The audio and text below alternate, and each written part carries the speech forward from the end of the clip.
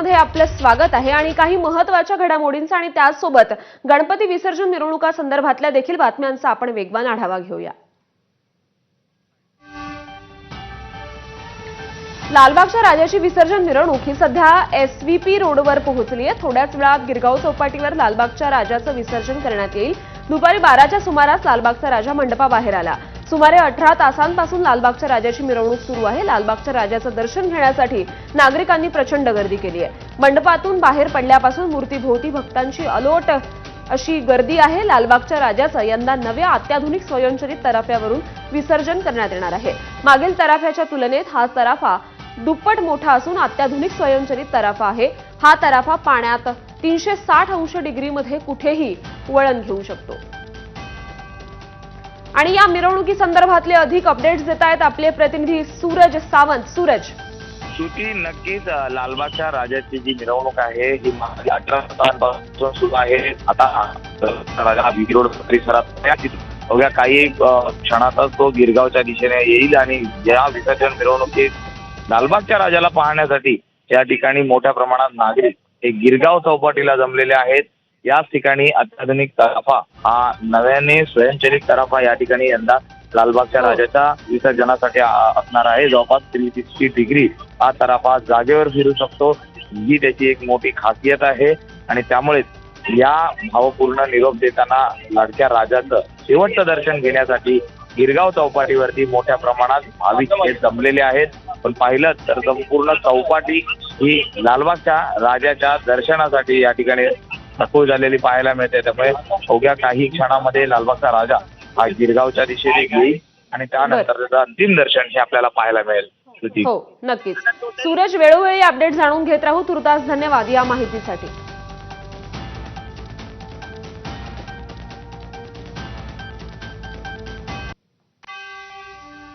आणि आता इतर काही बातम्या बघूयात। माजी नगरसेवक वनराज आंदेकर याच्या खुनाचा बदला घेण्यासाठी खून प्रकरणातील आरोपी गणेश कोमकरचा मुलगा गोविंद उर्फ आयुष याचा शुक्रवारी सायंकाळी नाना पेठेत गोळ्या झाडून खून करण्यात आला।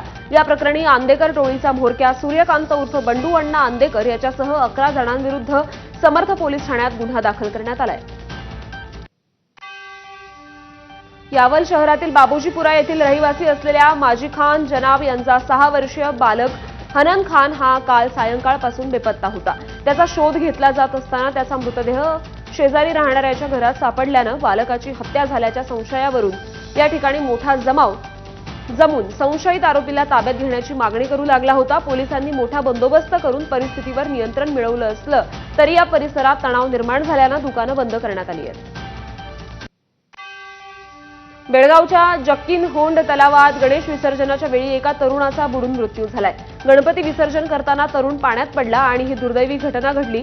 पाण्यात बुडून मृत झालेल्या तरुणाचं नाव राहुल ब्याकवाडकर असं आहे। पाण्यात पडलेल्या तरुणाला तेथे उपस्थित असलेल्या जणांनी लगेच बाहेर काढलं, पण रुग्णवाहिका येण्यास विलंब झाला। त्याला जिल्हा रुग्णालयात नेण्यात आलं, तेथे डॉक्टरांनी त्याला मृत घोषित केलं। वसई विरार महापालिकेच्या निवडणुकीसाठी प्रसिद्ध करण्यात आलेल्या प्रारूप प्रभाग रचनेवर शेवटच्या दिवशी 160 हरकती नोंदवण्यात आल्यात। गणेशोत्सव काळामुळे हरकती नोंदवण्यावर परिणाम झाल्याचं दिसून आलं। सण आणि त्यातच कार्यकर्ते गावी गेल्यामुळे अनेकांना प्रभाग रचनेचा अभ्यास करून हरकती नोंदवता आल्या नाहीत। राज्यातील प्रमुख बाजारपेठांमध्ये मिळून 2562 क्विंटल तूर विक्रीसाठी आली आहे। आवक कमी झाल्यानं भाव सरासरी 6119 रुपये प्रति क्विंटलवर स्थिरावलेत। हिंगणघाटमध्ये सर्वाधिक 6515 रुपये तर पातूरमध्ये सर्वात कमी 5500 रुपये दर नोंदवला गेला।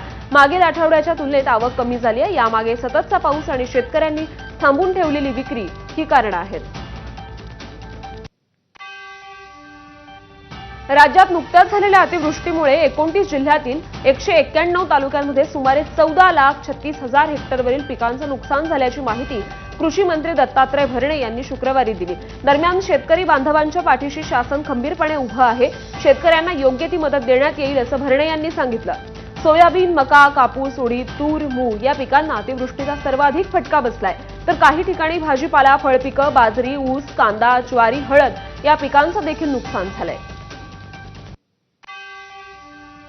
गणेश विसर्जन करून परत येणाऱ्या गणेश भक्तांच्या वाहनाचा अपघात झाला. अकोल्यातील पातूर अकोला रस्त्यावरील ही घटना आहे. या अपघातात एका तरुणाचा जागीच दुर्दैवी मृत्यू झालाय, तर 3 जण गंभीर जखमी झालेत. जय बजरंग गणेश उत्सव मंडळाच्या गणरायाचं कापशी तलावावरून गणेश विसर्जन करून परतीच्या प्रवासात असताना हा अपघात झाला. पंजाबमध्ये आलेल्या पुरामुळे राज्यातील स्थिती गंभीर असून या नैसर्गिक आपत्तीत मृतांचा आकडा सध्या वाढलाय. पंजाबमधील पुरामुळे मृतांची संख्या 46 पर्यंत पोहोचली आहे. पंजाबमधील अनेक जिल्हे या पुरामुळे बाधित झाले आहेत, ज्यात गुरुदासपूर, पठाणकोट, फिरोजपूर, कपूरथळा आणि अमृतसर यासारख्या जिल्ह्यांचा समावेश आहे. या पुरामुळे सुमारे 1300हून अधिक गावं पाण्याखाली गेली. शेतीचं प्रचंड नुकसान झालंय. विशेषतः भात शेतीला मोठा फटका बसलाय.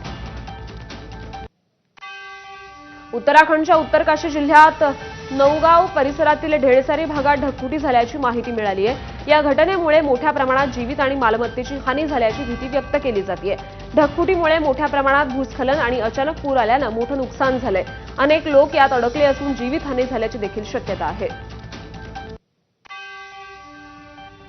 गुजरातमधील पंचमहल जिल्ह्यातील प्रसिद्ध तीर्थक्षेत्र असलेल्या पावागड येथे भीषण अपघात झाला. बांधकामाच्या कामासाठी वापरला जाणारा मालवाहू रोपवे कोसळून 6 जणांचा मृत्यू झालाय.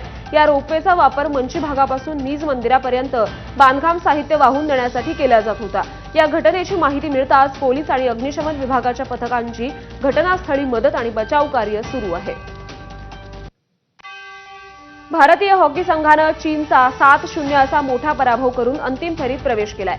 भारतीय पुरुष हॉकी संघानं सुपर 4च्या अंतिम सामन्यात चीनला 7-0च्या मोठ्या फरकानं हरवून आपला दबदबा कायम ठेवला. या विजयासह भारतानं 9व्यांदा हॉकी आशिया कपच्या अंतिम फेरीत आपलं स्थान निश्चित केलंय. अंतिम सामन्यात भारताचा सामना कोरियाशी होईल. या स्पर्धेचा विजेता संघ पुढील वर्षी बेल्जियम आणि नेदरलँड्समध्ये होणाऱ्या विश्वचषकासाठी थेट पात्र ठरेल. ऑस्ट्रेलिया विरुद्धच्या मालिकेसाठी भारतीय क्रिकेट नियामक मंडळानं श्रेयस अय्यरवर मोठी जबाबदारी सोपवली आहे. ऑस्ट्रेलिया विरुद्ध घरच्या मैदानात रंगणाऱ्या 2 सामन्यांच्या 4 दिवसीय मालिकेसाठी बीसीसीआयनं शनिवारी भारतीय संघाची घोषणा केली. आशिया कप स्पर्धेतून वगळल्यामुळे चर्चेत आलेल्या श्रेयस अय्यर या मालिकेत भारतीय संघाचं नेतृत्व करताना दिसेल.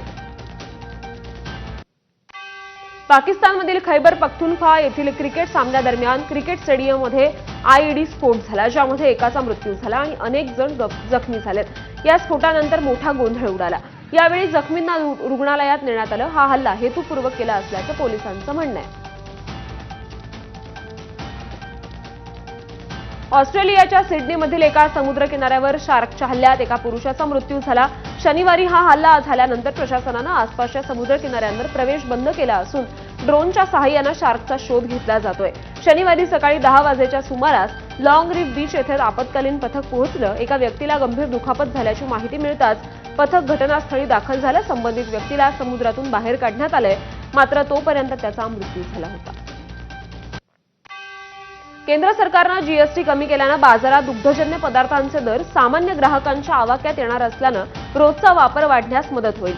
दुधापासून तयार होणारं पनीर, बटर, तूप, चीज, आईस्क्रीम्स आदी पदार्थांवर 5 ते 18% जीएसटी आकारला जात होता. त्यामुळे सामान्य माणसाच्या ताटातून हे दुग्धजन्य पदार्थ काहीसे गायब झाले होते. पण आता केंद्र सरकारनं जाहीर केलेल्या जीएसटी दरात दुग्धजन्य पदार्थांवरील कर कमी केला जातोय. त्यामुळे ग्राहकांना दिलासा मिळणार आहे. दूध उत्पादन करणाऱ्या शेतकऱ्यांना आता लाभ होऊ शकतो. केंद्र सरकारनं जीएसटी कपातीचा निर्णय घेतला. यानंतर महिंद्रा अँड महिंद्रा ने त्यांच्या वाहनांच्या किमती कमी करण्याची मोठी घोषणा केली. कंपनीनं म्हटलंय की जीएसटी दरांमध्ये कपातीचा फायदा ते त्यांच्या ग्राहकांना मिळेल. नवीन किमती 6 सप्टेंबर 2025 पासून लागू होतील आणि डीलरशिप आणि डिजिटल प्लॅटफॉर्मवर अपडेट केल्या जातील. सणासुदीच्या काळात ग्राहकांना आता स्वस्त कार आणि एसयूव्ही मिळतील, ज्यामुळे कंपन्यांना देखील याचा फायदा होईल.